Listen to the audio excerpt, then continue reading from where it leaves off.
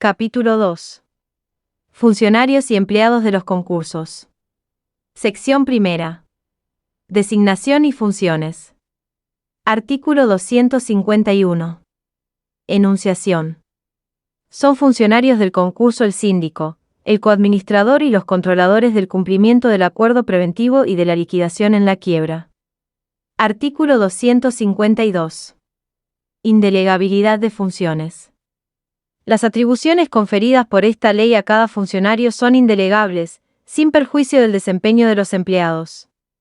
Además, son excluyentes de la actuación del deudor y de los acreedores, salvo en los casos en que expresamente se prevé su participación individual y el derecho que éstos tienen de efectuar denuncias sobre la actuación de los funcionarios. Artículo 253. Síndico. Designación. La designación del síndico se realiza según el siguiente procedimiento.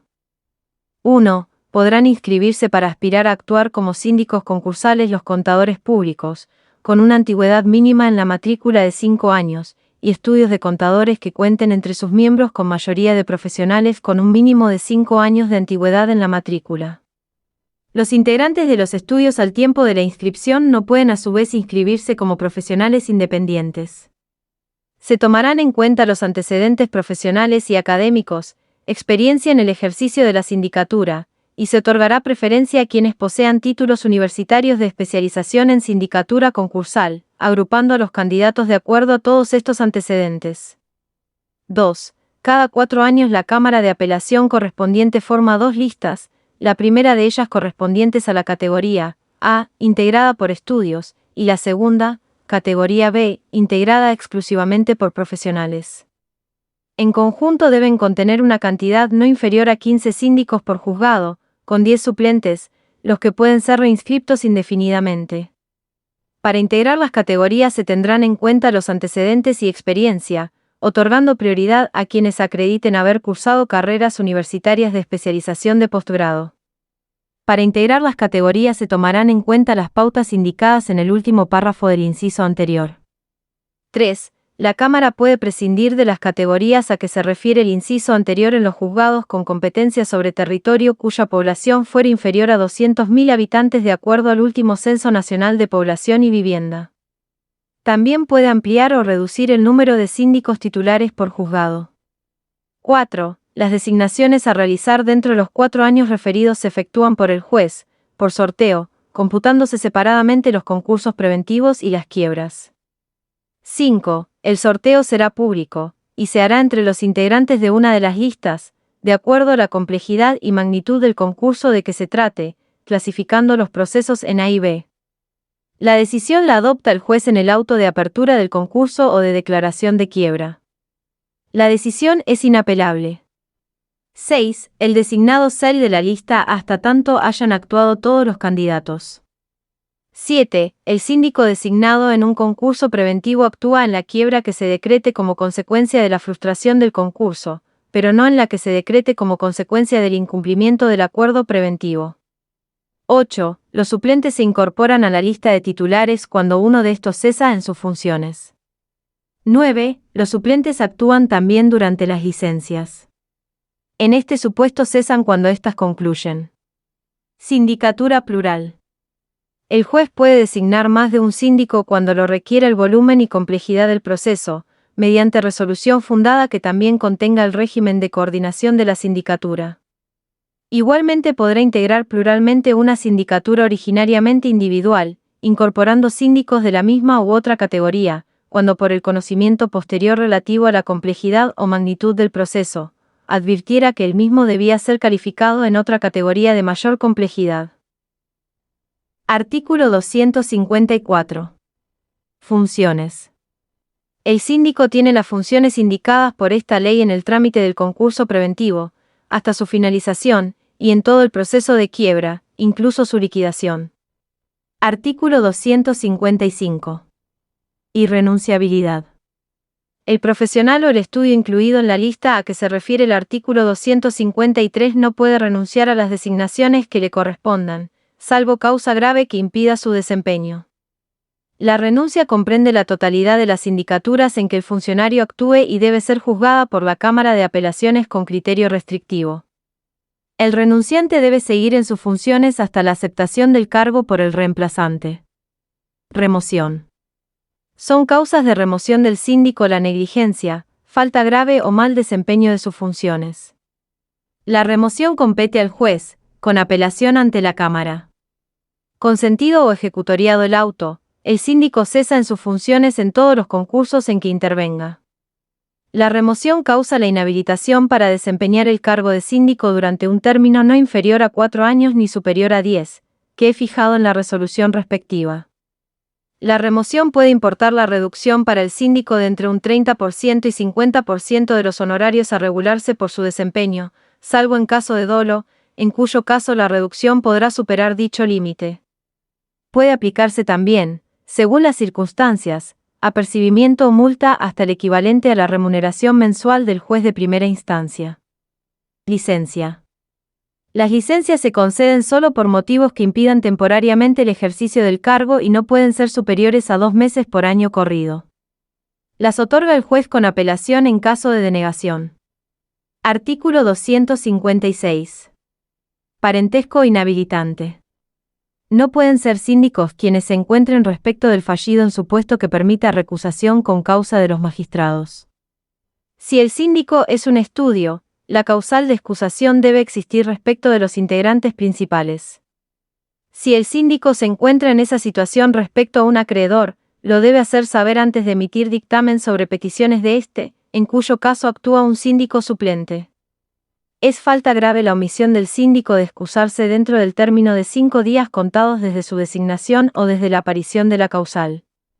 Artículo 257. Asesoramiento profesional. El síndico puede requerir asesoramiento profesional cuando la materia exceda de su competencia y patrocinio letrado. En todos los casos los honorarios de los profesionales que contrate son a su exclusivo cargo.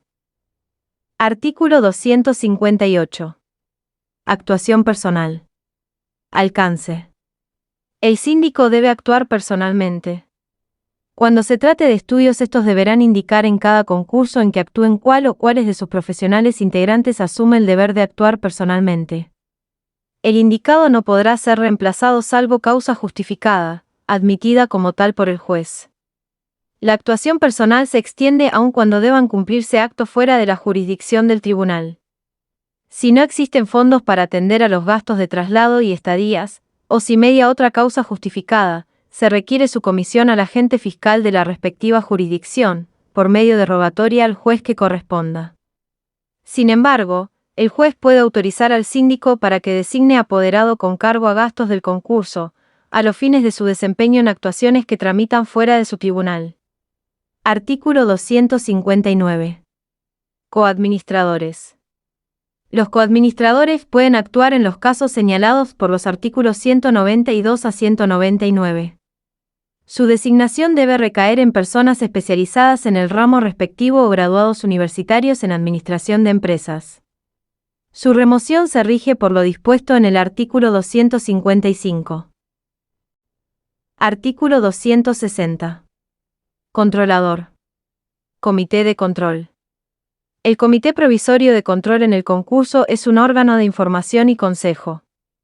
El comité definitivo es el controlador necesario en la etapa del cumplimiento del acuerdo preventivo, y en la liquidación en la quiebra. Sus integrantes son elegidos por los acreedores por mayoría de capital, y el comité debe ser integrado por un número mínimo de 3 acreedores. Asimismo, debe ser integrado por los representantes de los trabajadores, elegidos por los trabajadores de la concursada o fallida. La propuesta de acuerdo preventivo debe incluir la conformación y constitución del Comité Definitivo de Control. El comité constituido para controlar el cumplimiento del acuerdo mantiene sus funciones en caso de declaración de quiebra como consecuencia de incumplimiento del acuerdo. El Comité Provisorio o Definitivo, en el concurso tiene amplias facultades de información y consejo. Puede requerir información al síndico y al concursado, exigir la exhibición de libros, registros legales y contables, proponer planes de custodia y conservación del patrimonio del concursado, solicitar audiencias ante el juez interviniente, y cuanta otra medida considere conveniente en la etapa procesal de su actuación. En la etapa de liquidación en la quiebra el comité puede proponer medidas, sugerir a quién debe designarse para efectuar la enajenación de los activos o parte de ellos, fundando su proposición en razones de conveniencia para la mejor realización de los bienes, exigir información a los funcionarios del concurso, solicitar audiencias al juez interviniente y cuanta otra medida considere conveniente en la etapa procesal de su actuación. Debe informar de su gestión a los acreedores y a los trabajadores de la concursada o fallida con la periodicidad que se indique en el acuerdo, la que no deberá ser inferior a 4 meses, y mensualmente en la quiebra, confeccionando y colocando a disposición de los mismos el informe en el domicilio que a tal efecto constituyan en el expediente. El comité deberá emitir opinión para el levantamiento de la inhibición de quien estuviera en etapa de cumplimiento del acuerdo preventivo, en los casos en que ello fuere necesario en los términos del artículo 60. La remuneración del comité, si se previera esta, estará regulada en el acuerdo. En caso de quiebra, será fijada por el juez teniendo en cuenta la naturaleza y extensión de las funciones cumplidas. El comité provisorio, previsto en el artículo 14, inciso 13, cumplirá funciones informativas y de control en el trámite de acuerdo preventivo hasta su sustitución por el comité de control conformado en el acuerdo. Durante su desempeño tendrá las facultades previstas en el párrafo segundo, primera parte, del presente artículo. Contratación de asesores profesionales. El comité de control podrá contratar profesionales abogados, contadores, auditores, evaluadores, estimadores, tasadores y cualquier otro que considere conveniente, para que lo asista en su tarea con cargo a los gastos del concurso. La remuneración de dichos profesionales será fijada por el juez al momento de homologación del acuerdo, del cumplimiento del acuerdo preventivo, o de la finalización de la liquidación, según haya sido el caso de la actuación de dichos profesionales, en relación con el desempeño cumplido y la labor realizada. No pudiendo resultar dicha remuneración, en su conjunto para todos los intervinientes, superior al 0,5% del monto de los créditos de los que resulten titulares los miembros del comité, ni inferior a un sueldo de secretario de primera instancia de la jurisdicción en que tramite el concurso o quiebra. Remoción. Sustitución. La remoción de los integrantes del comité de control se rige por lo dispuesto en el artículo 255. Sin perjuicio de ello, sus integrantes podrán ser sustituidos en cualquier oportunidad por los acreedores, bajo el mismo régimen de mayorías de su designación, excepto los representantes de los trabajadores, que podrán ser sustituidos en cualquier oportunidad por el mismo procedimiento por el que fueron electos. Artículo 261. Enajenadores. La tarea de enajenación de los activos de la quiebra puede recaer en martilleros, bancos comerciales o de inversión, intermediarios profesionales en la enajenación de empresas o cualquier otro experto o entidad especializada. El martillero es designado por el juez, debe tener casa abierta al público y 6 años de antigüedad en la matrícula. Cobra comisión solamente del comprador y puede realizar los gastos impuestos por esta ley, los que sean de costumbre y los demás expresamente autorizados por el juez antes de la enajenación. Cuando la tarea de enajenación de los activos de la quiebra recaiga en bancos, intermediarios profesionales en la enajenación de empresas, o cualquier otro experto o entidad especializada, su retribución se rige por lo establecido en el párrafo anterior.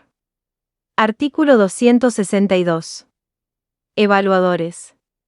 La evaluación de las acciones o cuotas representativas del capital en el caso del artículo 48, estará a cargo de bancos de inversión, entidades financieras autorizadas por el Banco Central de la República Argentina, o estudios de auditoría con más de 10 años de antigüedad. Cada 4 años la Cámara de Apelaciones formará una lista de evaluadores. De la mencionada lista, el Comité de Control propondrá una terna de evaluadores, sobre la cual elegirá el juez. Si no existiese tal lista por falta de inscriptos, el Comité de Control sugerirá al juez 2 o más evaluadores, que reúnan similares requisitos a los establecidos en el párrafo primero de este artículo, correspondiendo al juez efectuar la designación sobre dicha propuesta. La remuneración del evaluador la fijará el juez en la misma oportunidad en que regule los honorarios de los demás funcionarios y abogados, y se hará sobre la base del trabajo efectivamente realizado, sin consideración del monto de la evaluación. Artículo 263. Empleados. El síndico puede pedir al juez autorización para contratar empleados en el número y por el tiempo que sean requeridos para la eficaz y económica realización de sus tareas. La decisión debe determinar, en su caso, el tiempo y emolumentos que se autorice. Artículo 264. Pago de servicios. Reglas. Salvo los casos de servicios que deban retribuirse mensualmente o de operaciones contratadas por una cantidad determinada, no puede autorizarse la extracción de suma alguna de los fondos del concurso, con destino a pagos a cuenta por servicios continuados cuya remuneración dependa de estimación judicial. Las disposiciones de este artículo y del precedente han de entenderse sin perjuicio de las facultades del síndico de disponer de las sumas recibidas en concepto de arancel conforme lo previsto en el artículo 32, párrafo 3, y de sus facultades en caso de continuación de la explotación y lo dispuesto por los artículos 269 y 270.